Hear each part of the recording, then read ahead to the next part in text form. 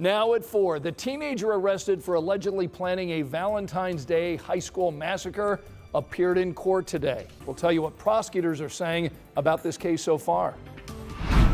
And we're expecting a lot of rain on Saturday, so it's going to be a soggy one, but you also have the possibility of some wintry weather. I'll outline what to expect from this winter weather advisory. And thousands of workers without a job. The federal cuts underway. Live from Indy, you're watching 13 News.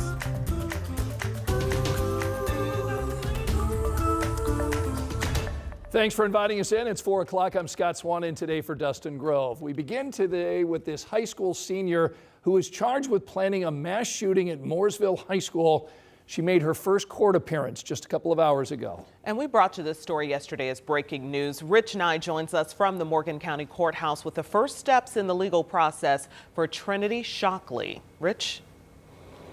Felicia and Scott, that initial hearing lasted only about 10 minutes. Trinity Shockley was not here in person at the courthouse. She appeared by video from the Morgan County Jail. Shockley is charged with conspiracy to commit murder and intimidation with the conspiracy to commit terrorism. Police say that a phoned-in tip to the FBI alerted police to Shockley's alleged plan for a mass shooting during lunchtime today at Mooresville High School.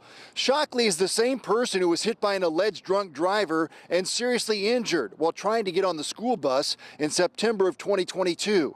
Shockley allegedly told police that being teased about that accident fueled anger issues. Police say they found photos and posters of other mass killers in Shockley's bedroom in her apartment.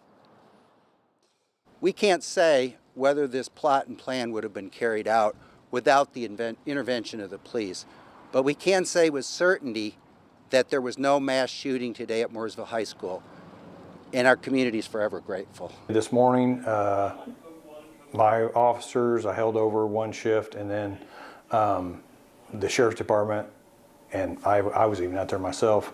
We were out there and made our presence known in the parking lot. So the kids that did come to school saw that we were there and saw that we were there to protect them and that everything was going to be fine. Mooresville Schools says that attendance was lower than normal at the high school today. Shockley will be held without bond at the Morgan County Jail until at least Tuesday, and that's when a bond review hearing is scheduled.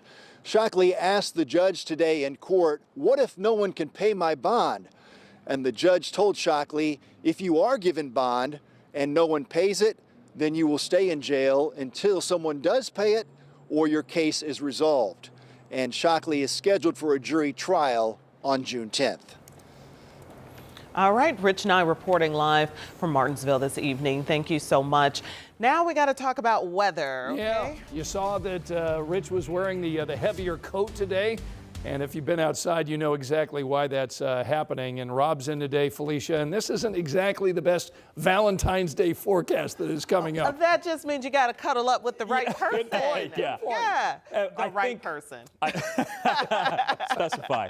I think through this evening, we're looking pretty good. If you have Valentine's plans for tonight, overall, your dinner's looking pretty good. But by tomorrow, if you maybe shifted those plans like I did, going to tomorrow, that's going to be a different story. Definitely a soggy Saturday and a little chance for some wintry mix. Let me show you where we are right now. We'll start with a look outside at temperatures. Well, actually, let me start with this. This is the newest information. This is a winter weather advisory that's really from Indianapolis and points to the north. And the reason why is because there's a little window of opportunity that we could see a little bit of freezing precipitation where the temperatures are going to be hovering right around freezing. When you look at radar, there does appear to be some snow to the west, but a lot of this is not reaching the ground. Earlier, I checked some observations and I haven't found any locations where snow is actually making it to the ground. It's falling, but it's falling into some pretty dry air. Temperatures are holding right at 33 currently. We may see the temperatures dip a bit through this evening. Overall, though, I think it's going to be more clouds this evening than anything else. There's the temperatures dipping back down below freezing. We could get a few snow flurries or maybe even a quick snow shower through the overnight, but it's that overnight time frame where we'll start to see the warmer air begin to nose its way into parts of Indiana. There's that chance for a little bit of snow sometime this evening, I'd say between 8 and midnight, depending on where you are. But then the really really heavier moisture begins to move in. This is going to be in the form of some rain, but there could be a possibility for some freezing rain, and that's why the winter weather advisory is in place. The rest of Saturday, especially south of Indy, it's a lot of rain. This rain could be heavy at times. Eventually, this makes its way farther to the north, and all of central Indiana will get into some heavier rain. I'll be back with a look at the forecast after this system, because that's going to be another one that you're going to have to hang on for, because some colder temperatures are moving our way. Let's talk traffic, because very quickly I want to mention that overall things are looking okay. There is a bit of a slowdown past Whitestown on I-65 southbound, but let me take you in between the north and south split. Let me go to this traffic camera, because southbound on Interstate 65 and 70, where they come together, south of the north split, we do have a disabled tractor trailer. We have emergency crews on the scene, but it is certainly causing some slowdowns in the back up there until they're able to move that vehicle. You can see they have the wrecker there able to tow that vehicle out of the way, but it's going to take some time. So allow them to do their work. Make sure we get to our destination and to your loved one safely for Valentine's Day. Thank you so much, Rob. And our news continues. We have a recap of what happened at the Indiana State House this week. Yeah, state lawmakers made big changes to their property tax reform bill. So if this new version passes, as a homeowner, you wouldn't see as much of a tax cut right away, but your future bills wouldn't go up as fast. A bill to criminalize street camping is now moving forward. Supporters are calling this a way to get more people off the streets and into a shelter. But activists say it's basically making being homeless a crime.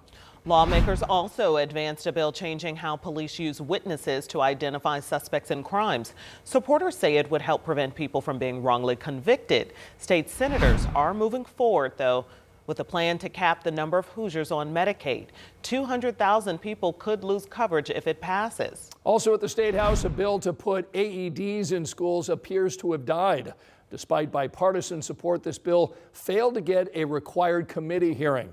You can watch our in-depth coverage of the stories shaping the future of Indiana on Crossroads Politics.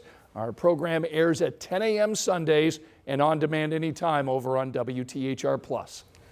Thousands of probationary employees have been fired at federal agencies as the Trump administration ramps up its effort to slash the workforce. Our Washington correspondent Julia Benbrook is at the White House this afternoon with the latest on the administration's moves.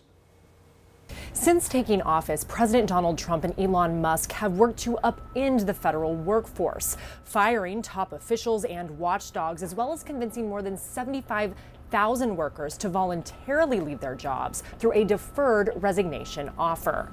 Officials have now set their sights on probationary workers who have typically been employed for less than a year or two. Those workers have fewer job protections and lack the right to appeal the decision. This move has impacted workers in several departments, including Energy, Veterans Affairs, the Department of Education, the Consumer Financial Protection Bureau, and the Small Business Administration. In a statement addressing these layoffs, a spokesperson from the Office of Personnel Management said, quote, "Agencies are taking independent action in light of the recent hiring freeze and in support of the president's broader efforts to restructure and streamline the federal government to better serve the American people at the highest possible standard." According to the most recent data from that agency, more than 200,000 employees have worked within the federal government for less than a year. The dismissal of probationary workers has been in the works since Trump's first day in office. The acting head of OPM sent a memo to all agencies asking them to compile a list of probationary workers and send it to the office. That January 20th memo noted that it's easier to terminate these employees. Reporting at the White House, I'm Julia Benbrook. The Indianapolis Motor Speedway is celebrating because we're just 100 days away now from the Indy 500. Hard to believe that. Yeah. And Indianapolis Motor Speedway is celebrating by spreading love this Valentine's Day. So IndyCar drivers and IMS President Doug Bowles threw a Valentine's Day party for patients at Riley Hospital for Children. Bowles says Riley serves an important role in the community, and it's an important partnership for IMS. So many of our drivers live in the market, and so they really feel like they're part of it. And so for them to come out, spend some time today, help and celebrate 100 days out, but more importantly, help them put some smiles on some of these kids' faces and the parents, I think it's really important. And again, I just want them to know that what they get to do, they're really blessed in things that they get to do, and it's really important that we all try and give back to the community and spend some time with others who might be struggling a bit. And IMS is not done celebrating today. A sold-out 100 Days Out fan party tonight is happening at Speedway. There will be a fireworks display for everyone starting at 9:30.